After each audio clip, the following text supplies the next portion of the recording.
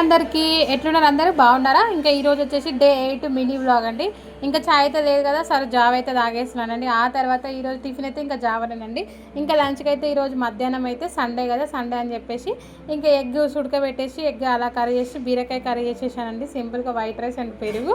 So మస్తు అంటే మస్తు హ్యాపీగా తినేసినాం. మధ్యాహ్నం తర్వాత కాసేపు రెస్ట్ తీసుకున్న తర్వాత ఇంకా 4 కాగానే చాయ్ తాగే అలవాటు కదా, ఏం తాగాలో అర్థం కావట్లేదు. సో ఇంకెందుకు మా చిన్నప్పుడు నిమ్మకాయ చరిపోతే అప్పుడు మాకు థమ్స్అప్ స్ప్రైట్ కొనుక్కునే అంత స్తోమత మాకైతే లేదండి. సో అందువల్ల మేము నిమ్మకాయ చరిపతి చేసుకొని తాగేది. సో అలా నాకు గుర్తొచ్చేసి నిమ్మకాయ చరిపతి చేసుకొని సాయంత్రం అయితే తాగేసినాము.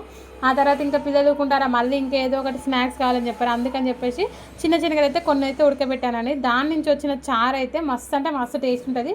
చాలామంది పడేస్తారు, నేనైతే ఏం పడేయనండి. ఆ చారుని మంచిగా ఒక టమాటా, ఒక పచ్చిమిర్చి, ఒక ఉల్లిగడ్డ వేసుకొని పోపు చేసుకొని చారులాగా చేసుకుంటే మస్తు అంటే మస్తు టేస్ట్ ఉంటుంది.